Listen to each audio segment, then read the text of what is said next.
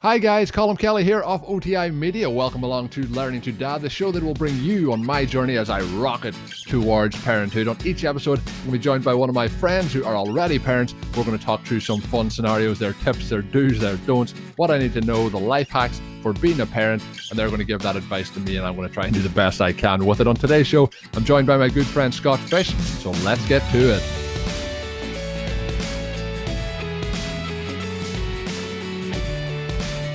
Hello there, welcome along to the show. My name's Colm Kelly. You are very welcome to the first edition of the Learning to Dad podcast. I am Colm, I am Learning to Dad. I'm a 28-year-old man with a child on the way, and it should be here hopefully in the next kind of 9 to 10 weeks. So there's a lot that I need to learn in that space of time, and I'm going to have a lot of my friends from around the fantasy football and podcast community come on here and give me their advice on what I should be expecting as I get ready for fatherhood. And my guest today is going to be Scott Fish. Scott works full-time in the fantasy football industry, but don't worry if you don't like fantasy football or you don't like football at all. We're not going to be talking about football on today's episode. We're going to be talking all about Scott's family, his advice for me, what I should be getting ready for.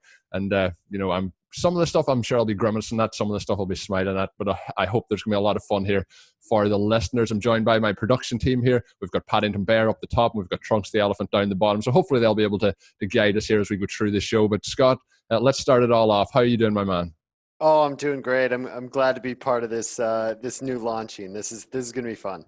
Yeah, it's going to be fun and maybe even historic. And I think maybe when our when our children get to maybe third level education and they're trying to get their degrees in history, maybe they'll be learning about Scott Fish and Colm Kelly talking about them on the first edition of the Learning to Dad podcast. This could be something that goes down as one of the greatest achievements of modern man, but we'll see what happens this week. I think so. That sounds right. We'll see what happens. Hopefully it'll be a good show. The listeners will enjoy it. And if you're watching this up on the YouTube channel as well, hopefully you're going to enjoy seeing us. Some might say that we are the two best looking men, in the fantasy football community. So Scott, I think you'll agree with that. Yeah, absolutely. It is a fact. So when we're going through it, Scott, we'll get into your family a little bit. A small family, but a lot bigger than mine at the moment. 2 kids. You're living in Minnesota. Mm-hmm. And, the first kid is five years old, but the second kid is one that I have to congratulate you on. It's very, very recent, just the 1st of January, so it was a New Year's baby. But I know I'll let you give a little bit of information to the listeners. There's an interesting fact that you have about baby number 2. Oh, yeah. Well, he was the first baby in that hospital, so we had our pictures taken, and there was publicity about it. And he was actually the 3rd baby in the state of Minnesota of the new year. So he was so close to being that first baby of the new year in our state. But he's really little. But it's great having a 5-year-old because the 5-year-old is such a good helper. I think that you're going to be able to give me some good information today because it's so fresh in your mind, and it should all be a lot easier second time around, maybe, or maybe not. We'll see. I know I've been following your tweets on Twitter. The baby has been extremely good for you so far. So, very well behaved, sleeping very well. So I'll be looking for your tips and tricks into how to achieve that now as I move forward here. But baby number 3, you mentioned in Minnesota. Is there any special prize for baby number 1? Do you get a massive check, anything like that? No. If anything, my first baby was January 4th and my second baby was January 1st. So I missed the tax break here in the States on both of them. So that's not good. The nice thing about having a baby right after the first of the year, it's January 26th now, and we have completely used our deductible. So every hospital visit going forward this year is going to be pretty much covered. That's good to hear. So both boys, at this point in recording, and we're not going to find out after the baby's born. Obviously, we decided we'd keep it a secret from both of us. So we don't know if we're expecting a boy or a girl. We're not overly pushed. I think it's going to be a girl. My wife thinks it's going to be a boy. So one of us is going to be right. So that's going to be good. We'll have bragging rights over each other, whoever gets the decision right there. But Scott, when we look at it, the 2 kids, is there any funny stories? It's very early, obviously, in kid 2's lifetime to have funny stories. Maybe there is, but any funny stories going back to the 5 years with kid 1? There's about 1 billion, but more recently, I think my favorite thing my son does is ask questions and tell jokes, because they learn and develop it at such a interesting pace where they don't always get everything. So his jokes right now are the funniest things I ever hear, because he's got the cadence down. He'll say, "Why does Colm Kelly like elephants?" And then you're like, "Why?" He's I got one here. "Yeah." And then he's like, "Because he likes dogs. No sense, but he's got the cadence down, so it's really, really, really, really funny to listen to him here tell jokes right now and just not fully understand how to do things, but try. Yeah. It's probably one of my favorite things. I wish when I was 5 years old, I had the ability to tell jokes, even at that level. And, kids do such funny things, just my time being around them. And it warms your heart to see things like that. And I'm sure, and days you come in, you're tired coming in from work and something like that just really cheers you up. Mm-hmm. Absolutely. I also wanted to mention something I find funny that's not hilarious, but I've never been pooped on or peed on by either kid yet. Well, that's a great achievement. Yeah, you hear stories about it being a constant thing, and it's just never happened to me. I always put a little cloth over his, little guy parts when I'm changing him, and it's never happened, not once. We're into baby 2 now. Never happened. I think officially, Scott, you've really jinxed it. I think in the next week or two, you're going to have some serious issues in that department. But that's a good point. When I put out the tweet looking for people to be, if they were interested in seeing this show on Twitter, see, if they wanted to hear us talk and different people from around the community talk, a lot of interest in it. But there was a lot of stories coming quite like that too, with some quite gross and some that really made me laugh. And, I could tell my wife 2,000 tweets about fantasy football and she wouldn't care at all. But I've told her some tweets about just situations, baby changing and so on that people have tweeted me. And they are just, some of them are just really, really disgusting. So we'll keep it PG for this part of the show and we'll not get into too many details about that. I guess, Scott, something I noticed when I was talking about your 2 children was I've called them kid 1 and kid 2. Is that acceptable terms or will we give the... I think it's perfectly acceptable. We call them like a big guy and little guy. Is pretty much what we go with. Well, that's a pretty good idea. Just it's always the problem then, I'll tell this for the listeners, my name's Colm, my father's name's Colm, so there was always the differentiation between Colm. So I get a surname or a second name of Bernard, so I'm called Colm Bernard to my mother, and my father's called Colm. And the reason she did this was because she didn't want there to be a situation where people talked about big Colm and wee Colm, similar with you're saying wee guy and big guy. Because for the listeners who don't know, I'm 6'6" and my father is not 6 foot. So when we see the situation, when I got to probably about 13, I outgrew my father's height. And so it would have really made it complicated when people were looking for big Colm and wee Colm if I was the big Colm and he was the wee Colm. So that always sorted that one out. So it's interesting. So you'll get away with that for a while. Maybe you'll get away with it permanently. Maybe the kid who's 5 will end up being the taller of the 2. What do you think? No, absolutely not. In fact, as you say that, I'm glad I didn't name him Scott because that was a choice because my son is currently 100th percentile in height. Oh. He's 46 inches at his 5 year, and that's the absolute top of height for his age. So he's 2 inches from riding roller coasters, and he's only 5. That's pretty crazy. So good genes there. Always people ask me would I like to be tall or would I like to be a little bit shorter, and certain times there is huge problems with being tall. I bang my head of a lot of things and hurt myself in random ways, walk into doorways and such things. I'm actually building a house at the moment and I'm going to have extra large doorways in them just so I don't bang my head off it for the next 40 years, but all part of it. And people always say it would be interesting if your child's very small. Everyone expects the child to be big, but that has nothing really to do with it from a medical perspective because my wife always jokes that she was heavier than me when she was born. So I'm glad she's heavier than me now at this point in my life. Yeah, that's the one thing that made us think that he might be tall is because my son was born with paddles for hands and feet.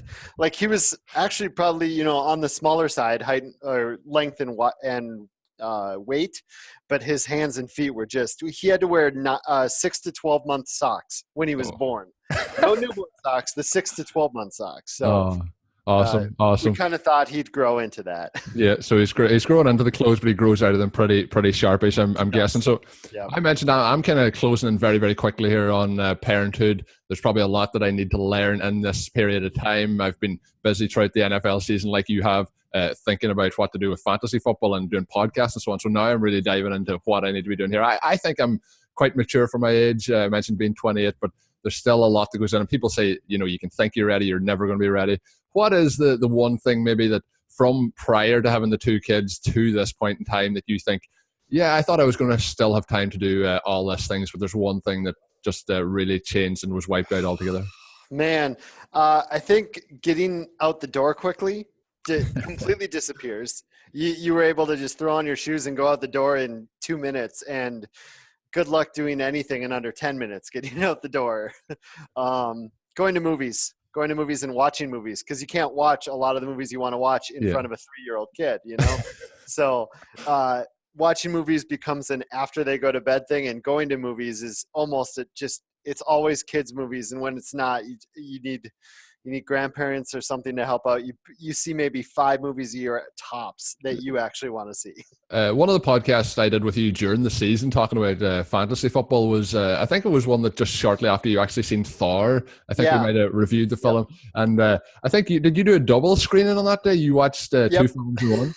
Yeah. Yep, we did a double screening because we watched Thor and we watched Justice League, because the grandparents took the kid for the day, so we actually had time to see something. Yeah, so you decided to squeeze them both in. So that's a note to myself, that you really do have to squeeze in. I think at the moment I'm probably squeezing in more into a day than is humanly possible. So I might have to readjust things as the next few weeks come apart and try and figure things out. So making sure your time's prioritized is probably your number one thing that you're recommending at this early point of the show for me.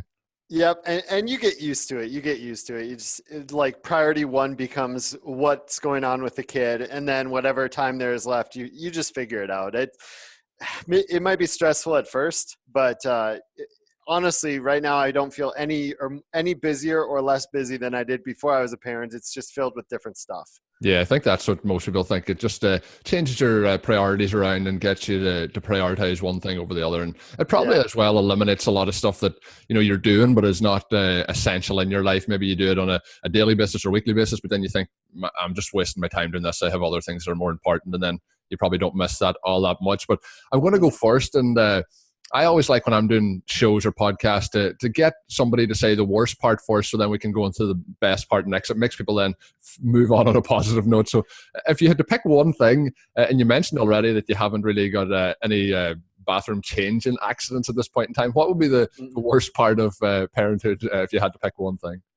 I mean, this is easy, and I think every single parent that's a parent can can relate to it. It's the worrying, but it's more about the helplessness, like things you just can't help. For example, the other day my son was at this bouncy place where they have these bouncy houses, bouncy slides, everything everywhere. And my son is the guy the kid that makes friends everywhere. Like he will walk up to people and he's like, "You want to play?" Like he's just super aggressive that way. And he went up to some kids and they wanted to play, and they played for a while. And then all of a sudden they had to leave, and he goes around trying to find more kids, and no one else wanted to play with him. And so he walks up to me and he's like, "Nobody wants to be my friend."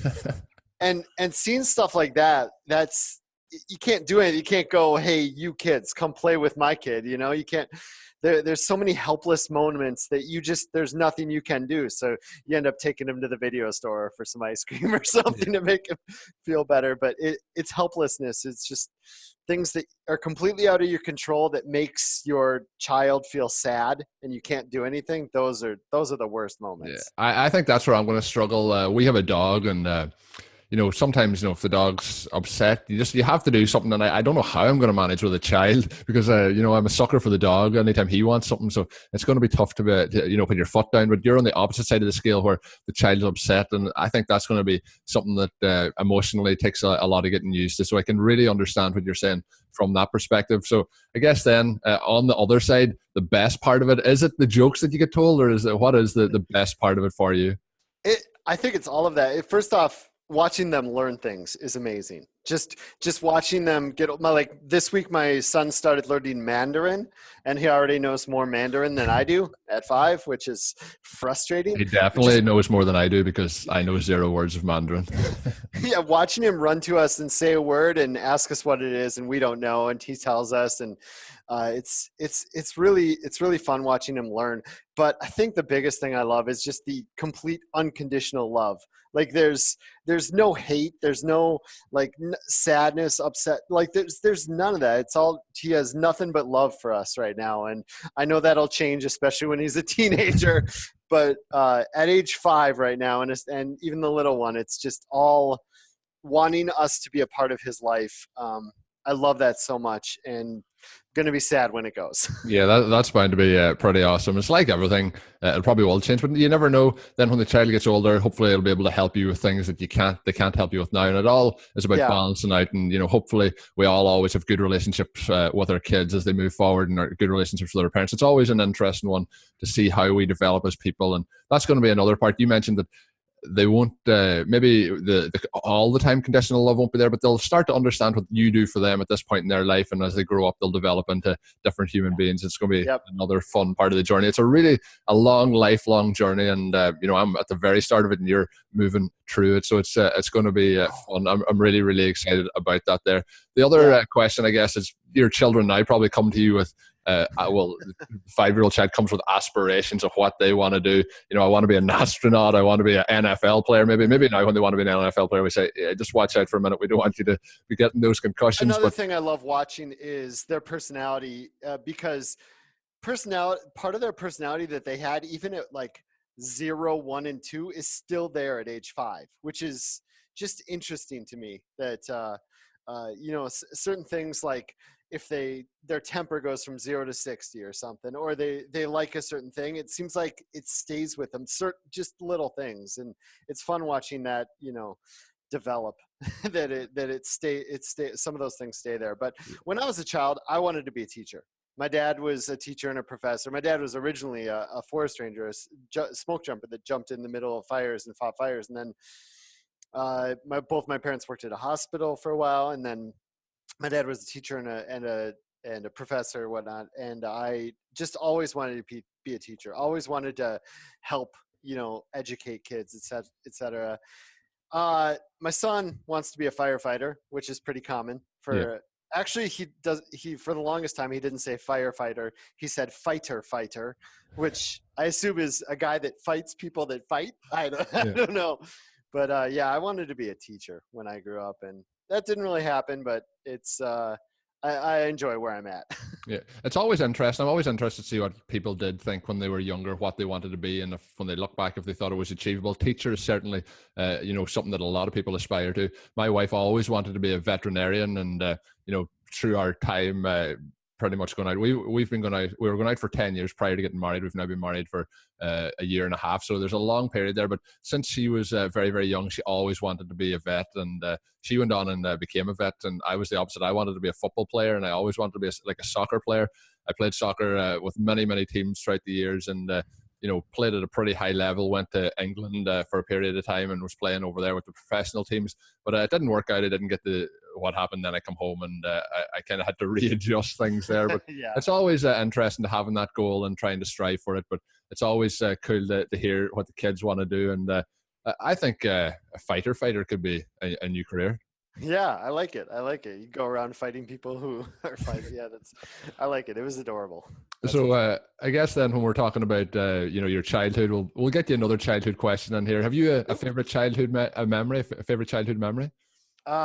You know what? You kind of touched on one for me, but with yourself. Well, first off, I loved going to the lake because we live near a lake, and I loved our tree fort in the backyard and catching frogs and stuff like that. But when I was about 11 to 13, my parents and my dad and me and my brother built the house that my parents lived in for over 20 years. And at the time, it was, it was okay. It was all right. I didn't like a lot of it at the time, but now that I'm 38, the fact that I can fix anything in my house, because we poured the foundation and shingled the roof and everything in between. I mean, we had, some friends and family help us, but we did everything. So I learned all of that. And now it's probably one of the most amazing things that I helped do in my life. And, so I look very fondly on that, even though at the time I can remember when we cut down the trees to get the land, on the land, just constantly cutting trees and long days in the hot sun, shingling, stuff like that. Just, I remember hating moments of it, but now I love that I did it. Yeah, I think if you look back, it's just probably developed your character. You know, I find anyone that does hard work like that when they're very young, it kind of tends to build a kind of steely resolve in them. They have a stronger work ethic when you do something like that. And then when you see the productive results that come out of it, having a house at the end of it, obviously a major thing to have, to see you work towards a Yeah. goal and then to have that evidence there that it was a success. So then you're more likely to work at things in the future to get those Yep. results. And persevere through things instead of quitting, you know, knowing you go to the finish line. I think as well, when I have some ideas that, you know, when I have a child, this is what I'm going to try and do. But one of my things, that work ethic for me is a big thing. I think you have to work hard. You have to really push through things. And when things get tough, you still have to work harder again to try and make it all come about. So that's something that I think. And the other thing is obviously be nice to people, be friendly to people. And that's what I love about our community and the fantasy football community through Twitter, and that everyone is so good. I actually missed a bit at the start of this, Scott. I said we weren't going to mention fantasy football. We'll mention a little bit of fantasy football here because it's Fantasy Cares. We didn't put it at the start. FantasyCares.net is a charity that Scott runs, and true people in the fantasy football community, we play in fantasy football leagues where a portion then of our fees for that league go towards charity, and Scott then runs it with Toys for Tots to get different, you know, toys for kids at Christmas time. And you mentioned that part of the thing was that seeing your children have those toys to play with and the excitement it brought them. But this year was just a crazy success. It nearly got out of hand, and you made a couple of news reports there in Minnesota as well. Yeah. We got on the news here in Minnesota, and we sent money to different states for them to buy in different states. It helped. It was over $15,000 worth of toys for kids, and we sent 1,000 to Houston for Houston Relief. It was an amazing year. I love what you said before that, because I've said this on multiple occasions and I know there are extenuating circumstances that can change things for you, but I truly feel there are two trees. If you work hard and if you be a good person, a lot of things are going to fall your way. Yeah. And I know that things can happen outside of that, you know, can stunt that. But I think that those two things are probably two of the most important things in my life. So I love that that's your mentality. Yeah, well, that's what I try and do. I think it helps. There's no need to be, we see it a lot in the world. We see it on Twitter, you know, you put out a tweet, somebody just sends back something stupid that, you know, that maybe let's hear a video and it's up on YouTube, we'll get comments about, oh, we look silly or whatever. Oh, what do these guys know? But that's just the way of the world. And what if them people somehow strangely get a benefit out of doing that to somebody? Well, let them have it, but it gives me no benefit. It gives me benefit to and enjoyment to see people doing well and for people to have a good time and to be nice. So that's something that I think is a very, very important part of life. And another very important part of life, I didn't say here at the start, wearing this Mickey Mouse t-shirt and having this here. I like to have a lot of fun. I don't mind looking silly. It's part of what I do. People probably think that sometimes that I'm a slight bit crazy, but it's all part of having fun. But Disney, Mickey Mouse and everything like that, I had a real kind of life-changing experience, I guess we'll call it, when just after we got married, we went to Disney World in Orlando on our honeymoon. And, you know, I like Disney, but that there really just blew it out of the water. An incredible place to go and to learn about Disney and so on. But a lot of kids like Disney films, and I'm not afraid to say that I like Disney films as well, being a big kid. But is there any of the films or any cartoons outside of Disney, maybe Pixar, that have really grown on your kids that you know they're just addicted to? Maybe we'll call it. It changes constantly. I like any of the ones with good music generally. Monsters, Inc. is actually probably one of my all-time favorites, right there with Incredibles. In the last year or two, Moana and Coco were really good. Moana crushed it, Love the Rock. Love the Rock. Yeah, actually, somewhere in this bookcase behind me, there's an old Rock autobiography. I'm not going to try. Oh, there it is, there, right beside the Bret Hart. I see it. I see it. Yep. Old school. I think that's from before he even started acting, and I was just a real WWF addict at the time. Just couldn't get enough.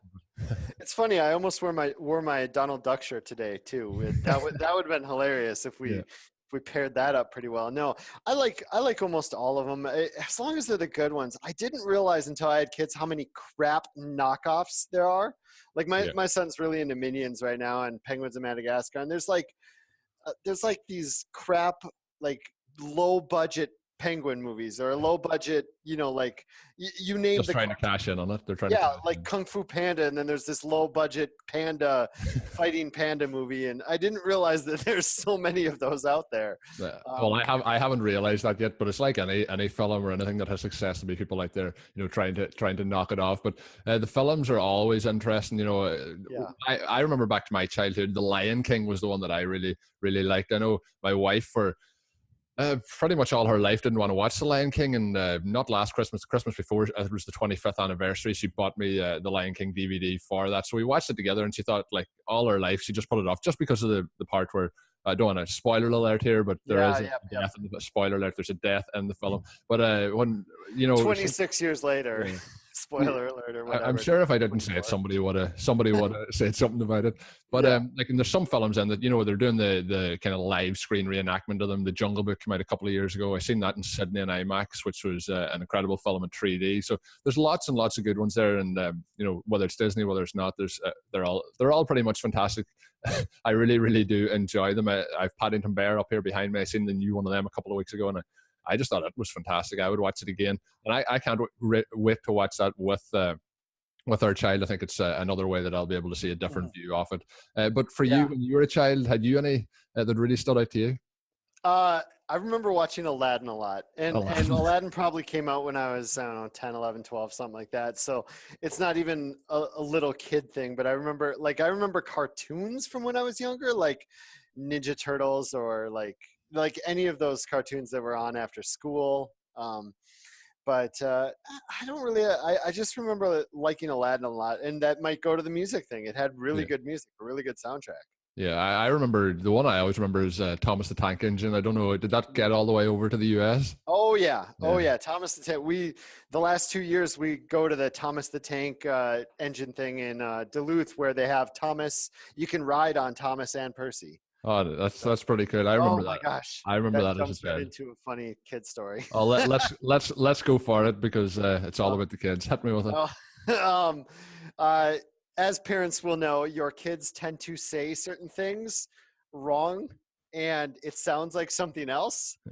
So when my son would say Percy, it sounded like a word, a female anatomy word. Oh, okay. I'm on board with you here. Yeah. And when he would say fork, it would sound like a swear word that starts with the letter F. And at one point, we got him a Thomas spoon and a Percy fork. So I can see what's happening here. So I'm not going to say it out loud, but it's not bad parenting. I don't think it's bad parenting to, listen to him say that and occasionally coax him to say it because it's so funny. I think that is probably part of it, just the mispronunciation and the way it comes out. It's all completely innocent, but I guess our evil growing up minds will put it into something. So I'm sure the listeners have figured out what we were talking about there. Yeah. So all about Thomas and the PG nature of it. I find sometimes with the kids' films and the kids' TV shows that the writers tend to have those little bits that will go over kids' heads, but the adults seem to find them hilarious, slotted in there too. So that's always a fun part of it. So I guess I asked you about what's the best part and what's the worst part, but what is the best thing in your mind about having kids? Oh, man, it is still just watching them grow and develop and understand things. I know I said that earlier, but that's one of the best parts. And when your kid's still in the stage, at least mine is, where he tells you about his day, and tells you stories about his day that are not interesting at all, but it's so fun to watch how excited he is about it. It's like the most boring stories or stories that don't even make sense. And my son also something about what sandwich or something they had for lunch. I had peanut butter on my bread. Exactly. I watched this movie during when all the other kids were napping or something, and it's not. I don't care really. It's not interesting to me, but man, he's so excitable about it. It's wonderful. And now he's in the stage where he dreams and tells us about his dreams, and that's awesome. Really interesting. Those are actually interesting. Listening to his dreams. That's pretty cool. So you're kind of becoming a psychologist as well and figuring out what's going on with him. What's this mean here? Yeah, exactly.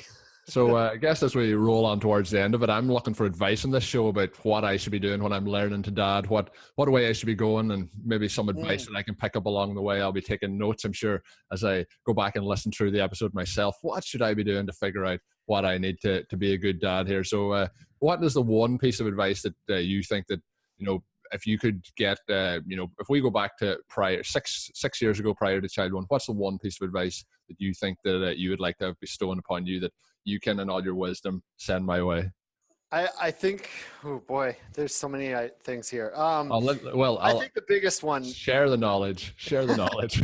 I think the biggest one is probably that kids grow at their own pace. They do things at their own pace. Like some walk early, some don't. Some talk early, some don't.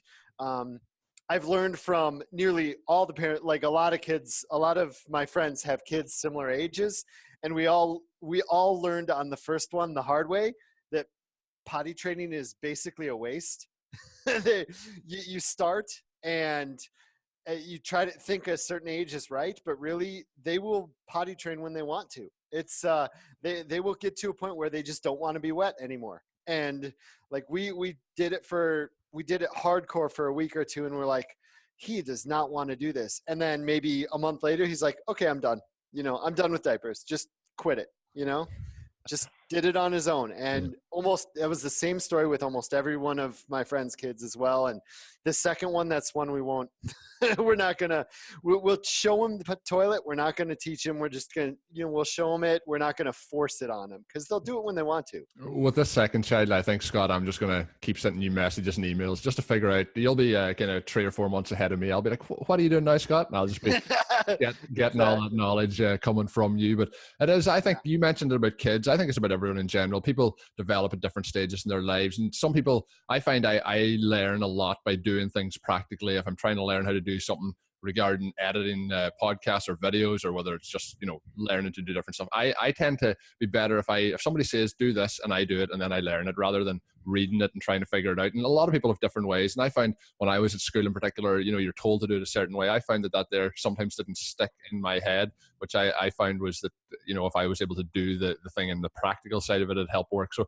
like you're mentioning with kids, everyone's a bit different, everyone develops different. Yep. And I think when our kids get older, it is going to be something that people start to realize. We're trying to, I mentioned with you and me and people in our community are trying to not act nice, but be nice and help people along and talk to them, try and do everything in the right manner. And I think if every time you generate something along 20 years down the line, it becomes bigger and bigger. And hopefully we see the world kind of go in that direction rather than it could also go in the opposite direction at the moment, the way things are going. So let's try and hope it goes in a positive manner. But I mentioned earlier as well, fantasy care. So I think when we talk about it, we're talking about kids. And I think it'll be kind of remiss not to mention the website again, fantasycares.net. It is somewhere, even if you're not involved in the fantasy football community, but if you are involved, you want to put a couple of dollars towards fantasy cares. I'll let you have the floor, Scott. It is something that helps out kids, and it's something that each and every year I'm blown away by the contribution and the effort that you put into it. So I'll let you have the floor and talk about Fantasy Cares.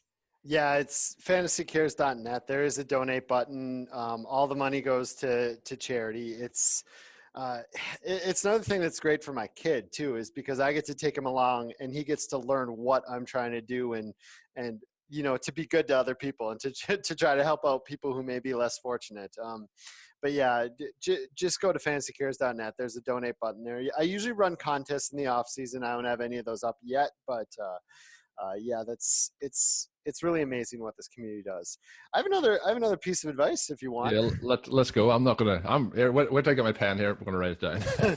well, this is one that before my first kid, my wife told me we're gonna do cloth diapers for the first 6 months. And I was like, I've heard they're hard, all this stuff. But my wife's like, well, supposedly they don't get diaper rash and they're not that hard. They are no harder than a regular diaper at all. They're just as easy. It's just, you learn it and then it's easy, and between the two kids, like no instances of diaper rash at all. So those things did turn out to be true. Yeah, if that was in consideration for you or anyone listening, it's super easy, and the no diaper rash thing is completely true. This shows how much the learning experience has taken on me. Didn't know there was different types of diapers. Have to go on Google now and search this up. So Scott, thanks for that advice. I'll definitely have to jump into it. Maybe my wife already knows, but I certainly didn't know. So part of the learning experience. Thanks, Scott.